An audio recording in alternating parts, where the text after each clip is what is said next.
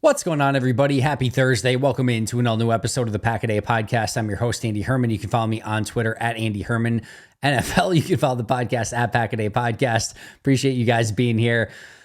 Today, we don't have any preamble, no updates, no news or notes. We just get to jump right into our main topic for the day, and that is our 53-man roster locks for 2024. There's a variety of reasons that I wanted to go over this and kind of do this today. The first of which is we haven't done this since prior to the draft. And when we did it prior to the draft, first of all, I think that was a members only episode. But number two, it was sort of with the idea in mind of, all right, just how many players could the Packers theoretically draft? Did they have to specifically draft, 9 or 10 players, and anything more than that was just going to be roster cuts and so on and so forth. So it was a little bit of a different viewpoint. And then secondly, again, now we're post-draft. We have all of these draft picks that are officially on the roster. We know some more of those guys are definitely locks to make the team. So how does that specifically look? And then which spots are actually up for grabs? Like how many of these players can actually earn a real true 53-man roster spot? Are there guys that could theoretically get cut? Are there guys that could theoretically earn a spot somehow? I think just sort of looking at it from the lens and the viewpoint of who is really truly set to make the team and where are there really truly opportunities just kind of changes the viewpoint a little bit as we continue OTAs, as we go into mini camps, and as we ultimately get to training camps, family night, preseason games, etc. So I think that will sort of shape the conversation moving forward of what roster battles are actually out there and what jobs are actually up for grabs. So we'll just kind of go through this from quarterback to special teams and go all the way through and review which players are legitimately 100% locked into a roster spot and then which spots are literally theoretically up for grabs. So at quarterback, just one am I locking in at this point. And that's Jordan Love, clearly and obviously. They have two other quarterbacks on the roster, Sean Clifford and Michael Pratt. As to whether or not they keep 2 or 3 of those players, that will remain to be seen. Sean Clifford, in my opinion, will have a leg up on Michael Pratt in that conversation and in that opportunity to gain the number 2 spot, but that is certainly not set in stone. There's absolutely a world in which Michael Pratt could earn the number 2 job, and Sean Clifford could either maybe earn a trade or a release out of Green Bay. There's absolutely a world in which Sean Clifford just easily earns that number 2 job and Michael Pratt doesn't show enough to earn a number 3 roster spot, and maybe they just try to get him back on the practice squad, or maybe he gets claimed somewhere else. Maybe he has some trade value. I think those are all within the realm of possibility and are worth discussing. But when it comes to actually locking in a 100% true roster spot, it's just Jordan Love. And I just can't, even if we think, 1 or 2 of these guys could legitimately have that next spot, I just couldn't go 100% lead pipe lock one way, either of those guys in one direction at this point. I think it's super likely that Sean Clifford makes the team. I think it's certainly possible that Michael Pratt makes the team. But as far as just locking in players, I'm going Jordan Love, 1 quarterback locked in, and at least one of those spots clearly up for grabs, if not potentially 2 players that could earn a 53 spot.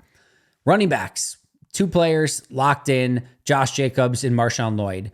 I can't really come to a conclusion any other way that any other running back has a legitimate true shot to make, or, to be a complete lock to make the roster.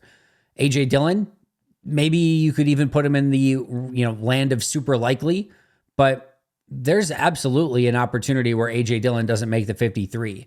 I've talked about this a little bit on a couple episodes already, but when you get into, either a surprise 53-man roster cut or, opportunities for guys like an Emmanuel Wilson to make a roster over A.J. Dillon, it comes down to a lot of different things, but a lot of times it comes down to salary cap. It comes down to actual dollars, meaning, paid money to that specific player. In this case, A.J. Dillon's in a unique situation where he gets paid more than what his salary actually is, in large part due to that, that 4th year player option for A.J. Dillon. And it gives Green Bay, 5th year, it gives Green Bay a opportunity to pay him more without having him to cost more against the salary cap, but they still have to pay him that money. And Emmanuel Wilson, Ellis Merriweather, and Jarvion Howard will all make less money, will all count less towards the salary cap, all have more years of team control, and are all younger. They have everything going for them other than the fact that as of right now, A.J. Dillon is just the better running back. But if Emmanuel Wilson or Ellis Merriweather or Jarvion Howard make that even close to a discussion, the job would go to one of those other guys because of all the things I just mentioned: age, contract status, and money. And those are big things. I still think A.J. Dillon makes the roster. I think he's a very good bet. And again, put him on whatever next line you want as to a 95% lock. Sure, maybe, but I can't put him 100%. So as of right now, Josh Jacobs, Marshawn Lloyd on that 100% lock line, and then comes A.J. Dillon, and then after that, probably Emmanuel Wilson, Ellis Merriweather, and Jarvion Howard in some capacity. But I easily could see a world in which this is Josh Jacobs, Marshawn Lloyd, and Emmanuel Wilson. I mean, that is very clear. All Emmanuel Wilson has to do is show some of the upside that he showed in preseason with just a bit more consistency, the ability to pick up blocks a little bit better. And he's got the juice. We saw that big, 80-yard touchdown run in preseason, something right around there a season ago. And we saw him take off. We saw him have that potential. If he shows anything like that in year two and takes any sort of step in year two, he'll give A.J. Dillon everything he can handle for that roster spot. So right now, Josh Jacobs, Marshawn Lloyd, the two running back locks as of this point. At fullback, H-back, none. Henry Pearson will have an opportunity, but he'll certainly battle upstream a little bit, I think, to try to earn that spot, especially if they do want to keep three quarterbacks, especially if they do want to try to sneak an extra receiver onto the roster or an extra offensive lineman. In those situations, it's going to be tougher to keep a true fullback or fullback H-back type player like Pearson. I do think he has a chance, no question, but I would easily put it below 50%, and he'll have to do everything he can to earn that spot. But as of right now, certainly not a lock. Wide receiver, this was tougher. I really wanted to say 5. I really, really wanted to say 5, but as much as I love Bo Melton, and I love Bo Melton, and as much as I expect him to be on the roster, and I really expect him to be on the roster, I just couldn't quite get there to 100%, no doubt, no question about it. It's like 99%. It's like 99%. But I do think there is at least some realm of possibility where maybe a Malik Heath and a Grant Dubose could just beat him out. As much as we saw from him in that very, very small sample size, it was still a very, very small sample size. So I'm still just going for Jaden Reed, Romeo Doubs, Christian Watson, and Dontavian Wicks. I think Bo Melton is more likely than A.J. Dillon that we just left off the list. I think he's more likely than Sean Clifford or Michael Pratt. I think he's extremely, extremely likely, but I just put him on like one very small line under. So I locked in 4 wide receivers. Bo Melton would be number 5. And if you want to lock him in and just say he's got a spot, I wouldn't really argue with you at all. But I just kept him a little bit outside of it just because it was such a small sample size. But man, if I were betting I would put a decent chunk of money that Bo Melton's going to be on the 53, but just can't quite lock that in. Other wide receivers: Malik Heath, Samori Toure, Grant Dubose, Alex Magoo, Julian Hicks, and Dimitri Stanley. Malik Heath is another one that I think is going to have a really good opportunity to make this team. We saw the impact he could have a season ago, but he was clearly number 6 at the end of last year. Remember, the other 5 guys were active for the playoff games, and Malik Heath was not. He was not active. That easily puts him at wide receiver 6. Samori Toure has made a 53-man roster. They called Grant Dubose up to a 53-man roster for a 48-man roster a season ago. Actually, I think they called him up and then didn't make him active, if I remember correctly. But still, they did call him up for games a season ago. I don't think Alex Magoo has much of a chance. If you note and remember, I really like Julian Hicks as an undrafted guy. He's still going to have a very heavy climb to try to make a 53, and same with Dimitri Stanley. My guess is they keep 6 here. Could they keep 7? Yep. Could they find a way to keep just 5? Maybe. But I think the depth and the talent here is going to make it so that they keep 6 guys. And I do expect Bo Melton and Malik Heath to be 5 and 6. But for right now, just locking in 4 with Reed, Doubs, Watson, and Wicks. And I'll say it one more time. If you want to put Bo Melton as 5th, not going to get any argument from me, whatsoever. Tight ends. Only locking in 2, Luke Musgrave and Tucker Kraft. Ben Sims is another that I would put on the extremely likely to make the team, but he's an interesting player in the fact that I think we all like Ben Sims. I think he's like a 90% chance to make the roster type of guy, but players make rosters a lot of times based on potential and upside. And clearly you can have a role to make the team and not necessarily have that huge upside or something like that. But Ben Sims is probably just kind of your consummate number 3 tight end, solid blocker, good receiver, probably never does anything special.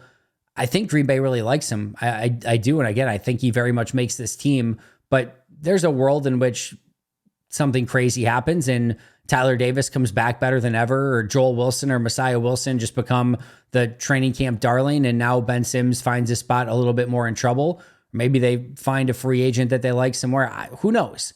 But I can't quite get there with an undrafted guy from a season ago who, despite I think everyone liking him and believing that he has, I think he's at least got number 2 tight end upside, just not maybe in a world in which you have Tucker Kraft and Luke Musgrave.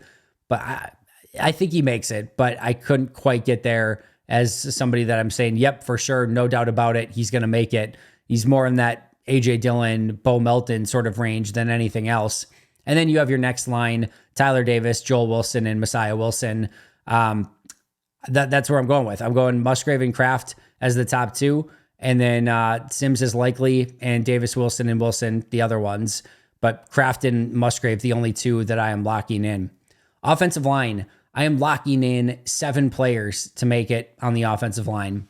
Jordan Morgan, Elton Jenkins, Josh Myers, Sean Ryan, Zach Tom, Rasheed Walker, and I am putting Jacob Monk. I think the odds that they give up on his talent as a 5th round pick are extremely slim. I just think that he is somebody that at worst, even if he's not ready to play, they'll give him that redshirt season and see if he can make it next year. They've kept far less talented players on the offensive line to redshirt than what Jacob Monk would be. We know Goody likes to keep his draft picks, so I don't see any world in which they cut a 5th rounder, especially somebody as talented as Jacob Monk. So Monk, Walker, Tom, Ryan, Myers, Jenkins, and Jordan Morgan. I don't think there's really any argument there. Could there maybe be a slight argument for a Sean Ryan that there could be a world in which he could get cut? Maybe.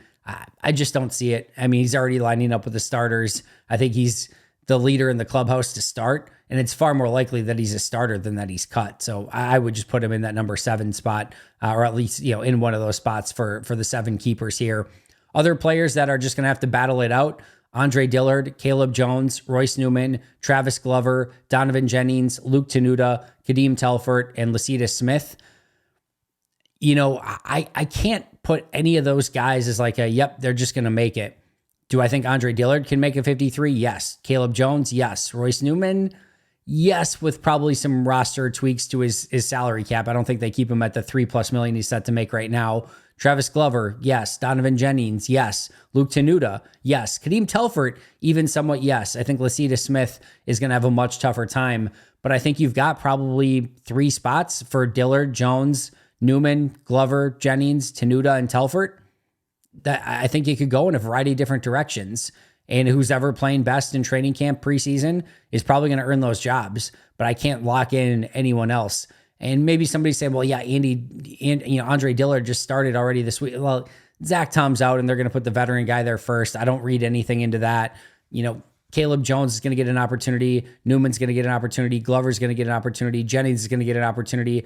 Tenuta is going to get an opportunity. I think all those guys are there, and I think all of them have a right to try to make a 53 spot. But I could only lock in the 7 right now in Morgan, Jenkins, Myers, Ryan, Tom, Walker, and Monk. All right, let's hop to the defensive side of the ball. If you're counting at home, we've got 7 offensive linemen, 2 tight ends, 4 wide receivers, no fullbacks or H-backs, 2 running backs, and 1 quarterback for a total of 16 offensive players that are locked in right now. And if you think about it, it's not always this way, but usually there's, kind of 25 guys on offense, 25 guys on defense, and then 3 guys on special teams to get to your 53. It's not always 100% perfect that way, but if they were to keep 25 offensive players, 16 are locked in. There's a lot more, battling and competition on that offensive side of the ball with potentially 9 spots up for grabs just on offense alone. All right, defense. Kenny Clark, we'll start on the defensive line, obviously. Kenny Clark, and I'm just talking interior defensive line here. Kenny Clark, Devontae Wyatt, Carl Brooks, TJ Slayton, and Colby Wooden all make it. Clark, Wyatt, Brooks, and Slayton are complete no-brainers. Colby Wooden's a bit more interesting. He was just a 4th-round pick a season ago, though, and I thought still looked really good as a rotational player. Really good might be aggressive, but he looked good enough to have a 53-man spot for at least one more season. He put on functional strength in the offseason, which tells me he cares about it. He's working at it. He continues to really push to be the best version of himself that he can be. I can't imagine Green Bay giving up on him. And there's like kind of just, again, 5 interior defensive players. Does Jonathan Ford have a chance? Yeah, he does. But this is going to be probably a make or break offseason for Jonathan Ford. Spencer Raggy and James Esther, you're probably fighting for practice squad opportunities. And I think the fact that you don't really have a true guy that's like pushing Wooden, Slayton, Brooks, Wyatt, or Clark for one of those spots just makes it even that much more likely that those 5 guys are locks to make the team. So I'm going all 5, Clark, Wyatt, Brooks, Slayton, and Wooden, and none of the other guys as locks at this point. Edge rusher, I know they're defensive ends now, call them what you want. They're still edge rushers. Rashawn Gary, Preston Smith, LVN, and Kingsley Enagbare. 4 locks to make the team along the edge. That leaves Brenton Cox, Aaron Mosby, Keyshawn Banks, Deslin Alexander, and Kenneth Odumegwu potentially fighting for just one spot. They could go with just 4. I think that's within the realm of possibility. But if they do want to keep 5, it'll be the remainder of the group fighting for potentially one of those roster spots. And as much as I like a Brenton Cox, I certainly can't lock him into a spot. He'll have to earn that, as well as anyone else that is on that edge player or edge position as of right now. Linebacker, Edgerrin Cooper, Quay Walker, Tyron Hopper, and I did go Isaiah McDuffie as well. Isaiah McDuffie brings too much to the table as a true linebacker, as a special teams guy. He's in the last year of his deal, but I can't foresee any way in which they cut him, especially with him having familiarity with Hafley's defense. So 4 linebackers locked in: Cooper, Quay, Hopper, and McDuffie. Other guys that will try to earn their spots: Eric Wilson, Christian Welch, Christian Young, and Raylan Goforth. Probably going to keep 1, maybe 2 more. Wilson and Welch will be the leaders in the clubhouse, but Wilson's definitely a little bit older. If he takes any step back, there could be another opportunity there, or maybe they just keep 5. As much as Christian Welch was a 53-man guy a season ago, still young and a good special teams player, you're definitely not going to lock him in. There's going to be competition there. Christian Young and Raylan Goforth, yeah, they're going to definitely have to earn their job, but they have a path. I don't think, again, Wilson or Welch are anywhere near even the, like guys like Ben Sims, Bo Melton that I didn't put on the team, right? Like they have work to do. So I do think Christian Young, Raylan Goforth could get their name in the conversation, but none of those guys locks, just the top 4 in McDuffie, Hopper, Walker, and Cooper. I'm only locking in 3 corners. And if you want to lock in more, this would be another one where I wouldn't argue with you super strong, but Jair Alexander, Carrington Valentine, and Keyshawn Nixon, the only 3 that I'm locking in. Eric Stokes, Corey Ballantyne, I think extremely likely, but I couldn't quite get there for locks. Kalen King, another one that'll have a really great opportunity to make the team.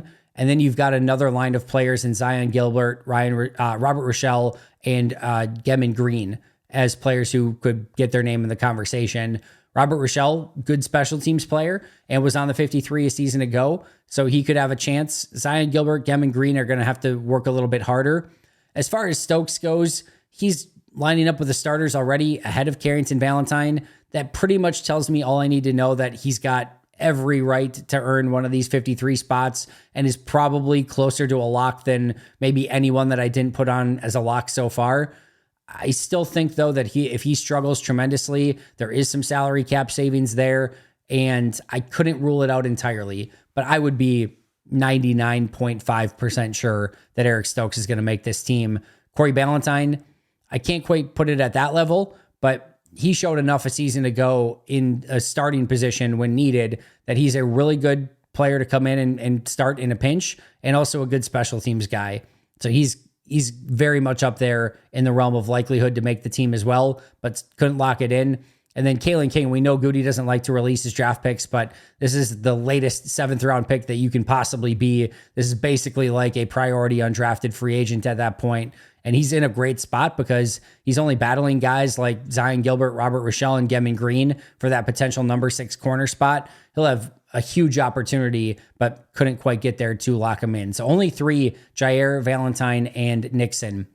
4 safeties, Xavier McKinney and the 3 rookies, Javon Bullard, Evan Williams, and Kitano Ladapo. They're not releasing any of those guys. There's just no way. So those are the 4 that are locks. Anthony Johnson Jr., Zane Anderson, Benny Sapp, and Tyler Coyle will fight out for potentially 1, maybe even 2 more spots. They did keep 6 guys on the roster at times last year at safety, but Anthony Johnson Jr. will be the leader in the clubhouse, but that last spot could come down to special teams, which could give Zane Anderson or Benny Sapp a leg up in that competition. And as much as Anthony Johnson Jr. was the starter this week, felt like that's probably more of just a, hey, rookies, you got to earn it sort of thing. I have a feeling Javon Bullard's going to be in that starting spot sooner rather than later. When I asked Matt LaFleur about Anthony Johnson Jr. and the steps that he took in year 2 and, getting that opportunity, basically his response was all about competition. So we know competition is going to be the name of the game at safety. And as much as I do like Anthony Johnson Jr., couldn't lock him in. Same with Zane Anderson or Benny Sapp or certainly Tyler Coyle as well. Kicker, not locking in any of them. Anders Carlson, Greg Joseph, Jack Podlesny. That kicker spot is totally up for grabs. Anders will be the leader in the clubhouse, but as Rich Bisaccia said, they could add more players to that too. They could release guys before camp. I think this is a true, legitimate kicking competition, and I think they could go in a variety of different directions here, so not locking anyone there. I do think Daniel Whalen is a lock. He showed up again in OTAs. There's no competition for him on the roster. I do think they found their punter, so I think he's a lock to make the team. And then long snapper, no long snapper lock. Matt Orzik and Peter Bowden will have to battle that spot out as well. Again, if you're counting at home, that gives 20 spots on defense that are locks. So again, if you're thinking about the potential competition here, maybe 5 spots up for grabs on defense with 20 locked in. And on special teams, if you're thinking they get 3, which is usually the case, you have 2 spots up for grabs, both at kicker and at long snapper. So 16 on offense, 20 on defense, 1 on special teams. That gives us a total of 37 players that are locks to make the team with 16 open spots remaining. So a lot of opportunity for competition in OTAs, mini camps, and training camps. Even if you want to put Bo Melton, Ben Sims, Eric Stokes, and Corey Ballantyne, I think the 4 next most likely players to sort of quote unquote put them in as, closer to roster locks, that gets you to 41 and still 12 spots remaining open and still a ton of competition. And I think that should make a really fun remainder of this offseason is that this is a deep roster. There are players that are on the fringe there on both offense, defense, and on special teams, and there will be a lot of competition. And that's exactly what Brian Gutekunst was trying to accomplish going into the draft and undrafted free agency, was trying to get as much competition as possible. And as I said yesterday, Daniel Whalen is the only player on the roster that as of right now does not have any competition. Everyone else is fighting in some capacity, for depth on the job. We know Jordan Love is going to be QB1. We know certain guys, as we just talked about, are going to be locked in, but there's still a lot of competition here throughout the roster. So just running through it one more time, my locks to make the team: Jordan Love, Josh Jacobs, Marshawn Lloyd, Jaden Reed, Romeo Dobbs, Christian Watson, Dontavian Wicks, Luke Musgrave, Tucker Kraft, Jordan Morgan, Elton Jenkins, Josh Myers, Sean Ryan, Zach Tom, Rasheed Walker, Jacob Monk, Kenny Clark, Devontae Wyatt, Carl Brooks, TJ Slayton, Colby Wooden, Rashawn Gary, Preston Smith, LVN, Kingsley Enagbare, Edgerrin Cooper, Quay Walker, Tyron Hopper, Isaiah McDuffie, Jair Alexander, Carrington Valentine, Keyshawn Nixon, Xavier McKinney, Javon Bullard, Evan Williams, Kitano Ladapo, and Daniel Whalen. And I'll say it one more time. If you want to put Bo Melton or Eric Stokes especially as locks, no argument there. Ben Sims, Corey Ballantyne, a couple others, Sean Clifford, extremely likely. So if you want to lock in a few more, not a huge argument there again. I'd be curious to know, though, is there anyone that I did lock in that you think, hey, maybe this guy could be a roster casualty at some point this season? I'd be interested in that. Again, I locked up 37 total players. If I had to guess, if you told me right now, one of the 37 players that I locked in did not make the team, I think it would have to be Colby Wooden. I don't think there's anyone else that we just named that would remotely, I guess Isaiah McDuffie or Colby Wooden would be the only two I could even remotely see unless something completely crazy happens. But I'd be interested to see in the comments if you guys feel like there's anyone that I locked in that you're like, whoa, are we really ready to lock him in? Or vice versa, if you're like, all right, this guy really is going to be on a team. And again, I'm assuming there, if it's in the conversation, it's going to be Bo Melton or Eric Stokes that you're probably locking in, which again, totally cool with that. If there's anyone else, I would love to hear about that as well. But either way, like I said, I think the moral of the story here is there should be a lot of competition for spots. Training camp should be really, really fun as we sort of narrow this down and, do our 53-man roster predictions through the course of the offseason. There's definitely spots up for grabs, and that should make for, again, a very, very fun remainder of the offseason until we make that official 53-man roster in September. That's going to do it for me today. Thank you so much for joining me. I will see you guys right back here tomorrow. Shout out to our Hall of Fame and All-Pro members, Mo State of Minnesotan, PJ Wynn, John Wild, Shea Bradad, Brandon Paletta, Jennifer Wright, Boom Handle, Donna Lee, Lori Lord, Baby QB, David McCluskey, Donald Decker, Bremen, David Prendergast, Dan Miller, Alex Wong, Arnoldo Espinoza, and Michael Schipper. But until next time, and as always, go Pack Go.